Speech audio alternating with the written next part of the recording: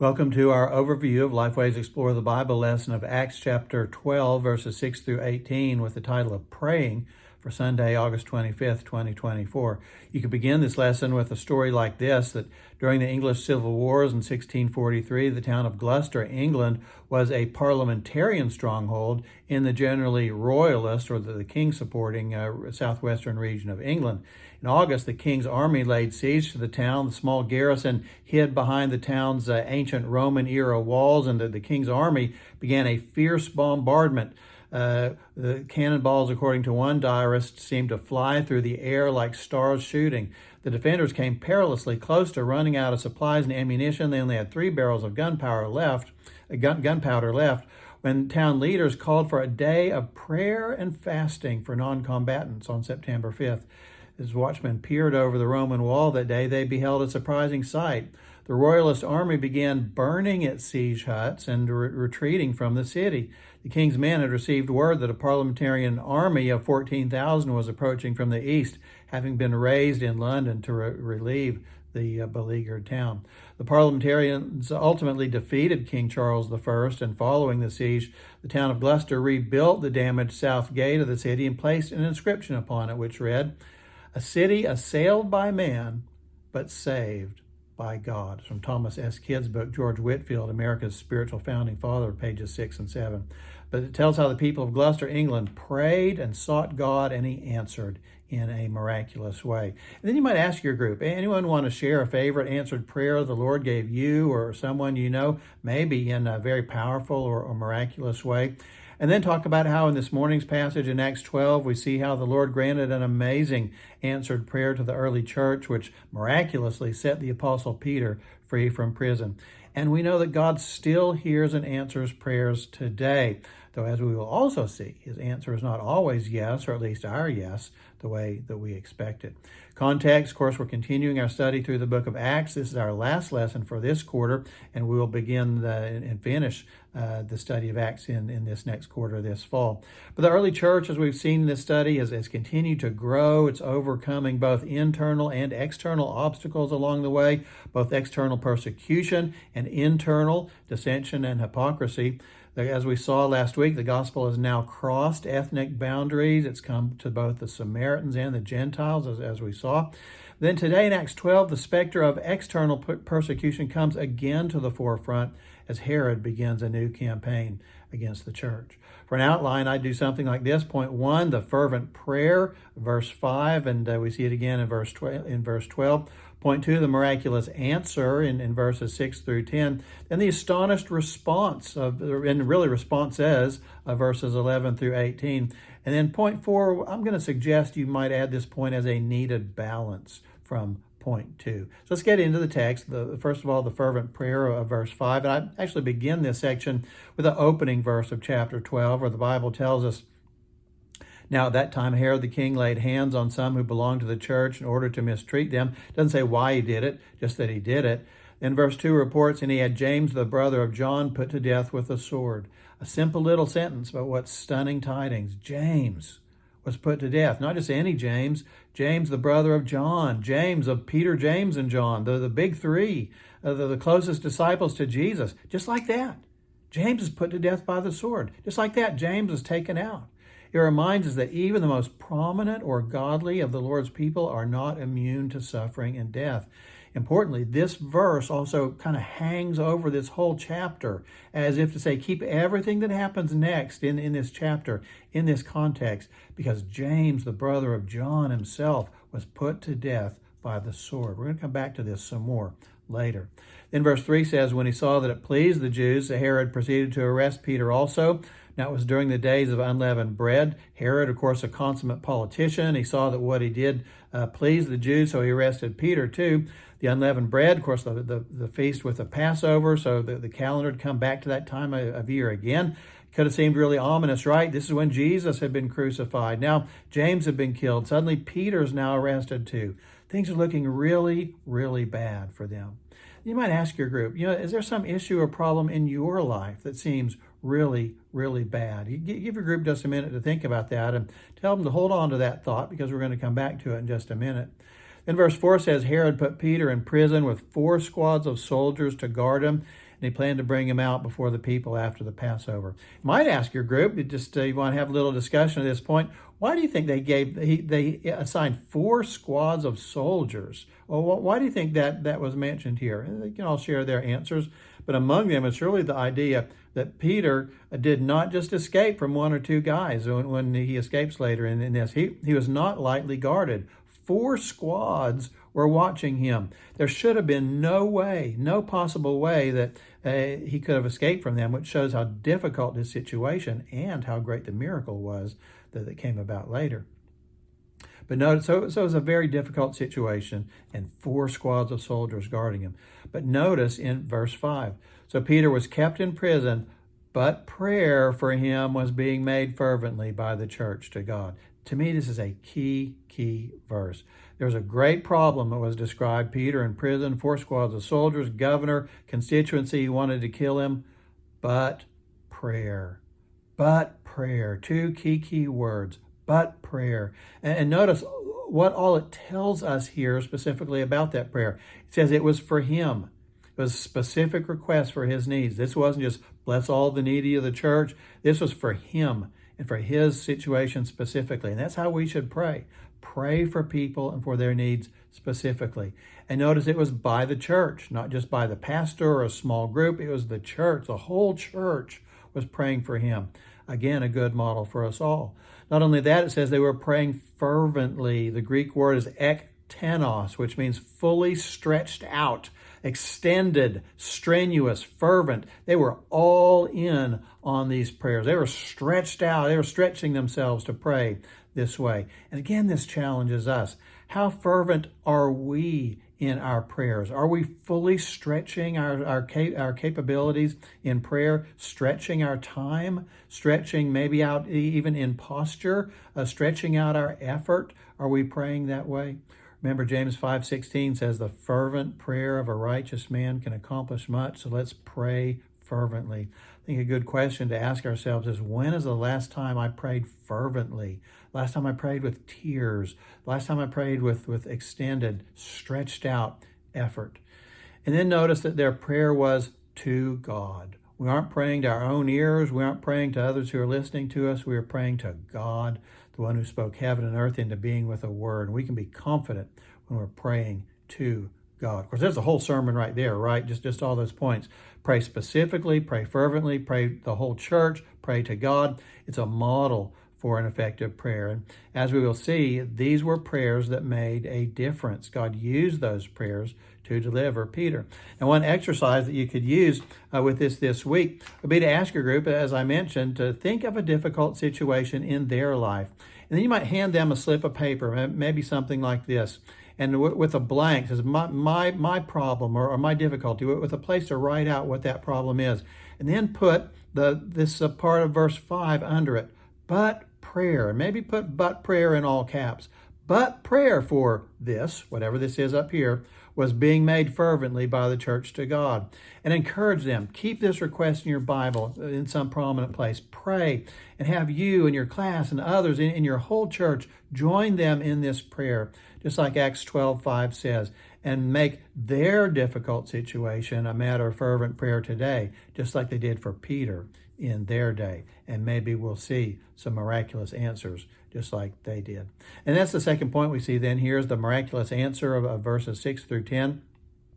Verse 6 says, on the very night when Herod was about to bring him forward, how many times does God wait until the last minute to come through? You might ask your group, why do you think this is? But anyway, at the last hour, it says Peter was sleeping between 2 soldiers, bound with chains, guards in front of the door, watching over the prison. You see how many indications are in this verse of just how well Peter was guarded? It already says he was guarded by 4 squads of soldiers. It says he was sleeping between 2 soldiers, bound with chains, guards in front of the gate. See, it's just listing thing after thing of how difficult this situation was and how well he was guarded. And you might ask your group, why do you think he was so heavily guarded? It wasn't like he was a mass murderer or something, but perhaps it was because Jesus had risen from the dead when soldiers were watching him. So they're taking no chances, maybe. You and your group can share your thoughts about that. But regardless, the point was he was heavily guarded, which, like in the case of Jesus, only makes the miracle greater. The greater the obstacle before us, the greater the answer when God overcomes it. And that's so here. Peter was sleeping between two soldiers, bound with the chains, guards in front of the door, 4 squads of soldiers in the total detail. How much glory for God then when he hears and answers that prayer to deliver him despite all these precautions that have been taken. Then verses 7 through 11 describe how God sent an angel to deliver Peter. It says, an angel of the Lord suddenly appeared in the cell. He struck Peter's side and woke him up. His chains fell off his hands. Just a miracle of God in answer to prayer. There is no defense against this. There is no guard against the work of God like this. Like Proverbs 21:20 says, there is no wisdom and no understanding and no counsel against the Lord. You can't stop God when he's going to do something. But then notice this. Do you think it's interesting? The angel keeps telling Peter things to do. You notice that in this text, verse 7, he told him, get up quickly. And Peter himself had to get up. Interesting, when he did, it was then, after he did what the angel told him to do, it was then that the chains fell off. Verse 8, he told him, gird yourself and put on your sandals. Now remember, gird yourself. If you remember from your Old Testament studies, when you tuck the end of your robe into your belt so you can run or move unhindered by your flowing robes. He says, gird yourself, he says, and put on, literally bind on, tie on your sandals. So Peter had to make himself ready. The angel didn't do that for him. He had to do it. Then the second part of verse 8, he told him, wrap your cloak around you and follow me. So he had to trust him. He had to step out. He had to follow him.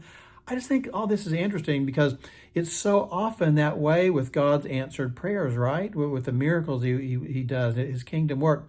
God does it. I mean, undoubtedly, it only happens because of him. It's not us at all. But just like with Peter here, God usually gives us something to do, something to show our faith. So some way that we're going to be co-laborers with him. The angel here set Peter free, but he had to do all these things. Elijah told Naaman, go dip in the Jordan River. In John 5, Jesus told the man at the pool, take up your mat. And he tells us some things to do. And it's the same way with us today. God will send the great revival, but he tells us, pray. God will save the person. Only he can do that. But he tells us to give him a phone call and invite somebody to church and so on. Only God can answer the prayer. Only God can perform the miracle. But that doesn't mean we just sit here and make him carry us out. He's going to tell us to do some specific things, to get up, to take off the chains, to do some preparation, to do something. When he tells us something, we need to be faithful and responsible to do what he tells us to do when he does. Verse 9 says, it all seemed like a dream to him. Ever been in a situation like that where God was just doing something so amazing, it just seemed like a dream? Verse 10 said they just passed by the guards and the gate of the city opened by itself for them. It was all miraculous. It was all an amazing act of God in answer to their prayers. So it just shows us God does hear and answer prayers, sometimes miraculously. But also reminds us that even as God demonstrates his power, he may ask us to do some certain things. So you might challenge your group members with a question, something like this. Is there something God has recently told you to do? Some act of obedience that a great answer to prayer from him might be waiting on. Some of us might say something like, God's told me to stop watching that TV show and I hadn't done it. Or he's told me to give this person a call and I haven't done it. He's told me to read this book. He's told me to spend a day in fasting and prayer. Could it be that a great answer to prayer from God is awaiting your act of obedience in some area of your life? Then thirdly, we see the astonished response. Really, response says in verses 11 through 18. Verse 11 says, Peter came to himself and realized God had delivered him. Verse 12 says he went to the house of Mary, the mother of John, who is also called Mark, and where many were gathered together and were praying. A couple things here. For one, here's another of those times when Luke introduces a character in a small cameo appearance who's going to play a larger role later. Here he mentions Mark, just in a passing way. In verse 25 says, Paul and Barnabas would later take with them, they would bring him on the first missionary journey, evidently be a big controversy and source of division between them on account of him. But secondly, what was the church doing here? It says many were gathered together and were what? Praying. They were still praying. They weren't just gathered together eating or sympathizing or telling favorite stories about Peter and mourning. No, it says they were praying. That ought to speak to us. If we got a big problem, pray, really pray. Don't just get together and talk or commiserate or whatever. Pray, and pray fervently, like we saw in verse 5.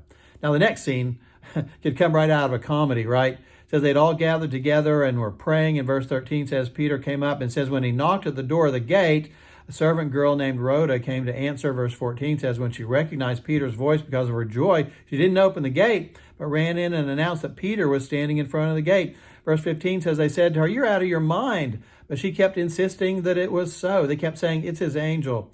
But verse 16, Peter continued knocking. He's still standing out there knocking. And it says when they'd opened the door, they saw him and they were amazed. So this group was definitely surprised. Verse 15 says they kept saying, "It is his angel." They didn't just say it once. It says they kept saying it. They just wouldn't believe it. It was almost too good to be true. You might ask your group, have you ever had an answered prayer that was almost too good to be true? That was too hard to believe it? I've had some that were kind of like that. There's been several times in the past couple of years I've put somebody on my prayer list for regular prayer. They've been absentee. They've been just away from the Lord. And a few weeks or months later, I've seen them walk in the door of our church or show up in Sunday school. And I was like, wow, an answered prayer just walked in the door. I'd like to think I had faith, God would answer and they would come, but it's neat to see that God did it and that they did. Maybe I was a little too surprised that God did it. You and your group may be able to share some things like that. An answered prayer is almost too good to be true. Then verse 17 says, Peter told them how the Lord had led him out, told them to tell James and the brethren, and he left. Now notice, he told them to tell James and the brethren. James had obviously risen to a place of prominence in the church at this point. But remember, this is not James, the brother of John, because verse 2 just said he'd been put to death. So this is James, the brother of Jesus, who we will see later in Acts has become perhaps the most respected leader in the church in Jerusalem now, and who will write the powerful and convicting book of James. But we see in these verses several astonished responses. Several are here. Peter himself was astonished. He felt like he was in a dream. Rhoda, the servant girl, was astonished. She left Peter at the gate to go tell everybody. Thirdly, the church was astonished. They couldn't believe it. Kept saying it was his angel. And verse 18 finally says the soldiers were astonished as to what could have happened to us. So they were all astonished responses at what God did. So this episode is an amazing testimony of God's power to miraculously answer prayers and deliver us from desperate, hopeless situations. So encourage your group today. God does these things. He did them then. He can do them now. He is the same God today as he was then. And he can do the same kinds of things in our situations, maybe the very ones that we have written on these slips of paper. He can do the same thing with these things too. But then, as I mentioned earlier, I'm going to suggest a point 4, which is a word of balance that comes from point 2. Now, you can use this maybe as a point 4. You may want to use it somewhere else in the lesson, but I would definitely share something like this, because the balanced truth is God does not always answer our prayers the way we hope we will. There's not always a great miracle like this. Sometimes the prayers of good Christian people are answered like this. And honestly, sometimes they are not. For example, we see here in verse 2, Herod had James, the brother of John, put to death with a sword. But later in this same chapter, as we've seen, Peter's rescued in answer to their prayers. Peter was miraculously rescued, but James was not. Another illustration of that, my sister was on a mission trip in a communist country in Asia when her jetliner was hijacked, which led to the plane crashing in the runway of an airport. The plane exploded. Over 100 people died. Less than 10 survived. The story of how she came through that is miraculous. It is a spellbinding testimony, and we thank God for it. But at the same time, we celebrate what God did in her life. We realize there was another missionary on the plane sitting right next to my sister who did not live. She was not miraculously saved. Was my sister somehow better, more righteous, more loved by God than this other missionary? Not at all. To me, it's very much like this situation here of James and Peter. James was not miraculously delivered, and Peter was. Why? Why is this? Ultimately, we can't know. But the only answer I know of is that in his sovereignty, God has chosen to glorify his name through each of us in different ways. Sometimes God chooses to glorify his name by answering our prayers in a miraculous way. Sometimes he glorifies his name by withholding the answer. Sometimes he glorifies his name in supernatural healing. Other times he glorifies his name by the way that we supernaturally endure suffering and death with his power in his Holy Spirit. We need to remember we exist for his glory, and it's up to him the path that he chooses to give us to glorify him. The Hebrew children in Babylon, Hananiah, Meshach, and Azariah, had this attitude. When the king threatened to throw them into the fiery furnace, they said, "Our God whom we serve is able to deliver us from the furnace of the blazing fire." They said in verse 18, "But even if he does not, we are not going to serve your gods." See, these men had that balance. They said, God can deliver us, but if he doesn't, we're still going to glorify him. I think that's the balance we need to keep today too. The focus of this lesson is that God answers prayers. He does, and he does miraculous things. But especially with the way the chapter opens in verse 2, with James being put to death by the sword, I think we need to present this balance. Don't take this episode out of context and say, God will always miraculously deliver you in every situation. No, he won't. This passage shows God can do that. But reading it in context in verse 2, we see God does not always deliver. He does not always answer prayers the way that we want him to. And we can glorify him when we do not receive miraculous deliverances too. Listen, there may be some good, faithful believers in your class this week who need to hear this. They are not somehow second-class Christians because God has not chosen to answer their prayer for healing or deliverance. They may, in fact, be the highest class of Christian who, like Job, have been chosen by God to glorify him through their suffering and endurance exactly because of their great faithfulness and their standing with him. Some of your group this week may need to be reminded God can hear and answer miraculously. Others may need to hear they can still be used by God even if he does not answer that prayer. Some of us may be chosen by God to be a Peter. Some of us may be chosen by God to be a James. But all of us have been appointed by him to be used for his glory in whatever way that he chooses. Well, I hope this will help you some as you get ready for this next week's lesson. Remember, if you'd like to read or print out a text version of this overview to get one of the quotes or stories, you can get that on my blog at www.shawnethomas.com. I'll post that address in the comment section below. If you'll hit subscribe to this video, YouTube will automatically send you next week's lesson, and you won't have to search for it. If you write something in the comment section below, I'll be sure to pray for you and for your group by name this week. And by the way, let me say thank you. So many of you who wrote to say that you're praying for us, for me and my mom and our family this week. We needed those prayers, and I am very grateful for them. And I assure you, I'm praying for you and all your specific requests every week as well. Per my licensing agreement with Lifeway, these weekly lessons are based on content from Explore the Bible Adult Resources. The presentation is my own. It has not been reviewed by Lifeway. Lifeway resources are available at goexplorethebible.com and goexplorethebible.com/adults-training. And if you have questions about Explore the Bible resources, you can send emails to explorethebible@lifeway.com.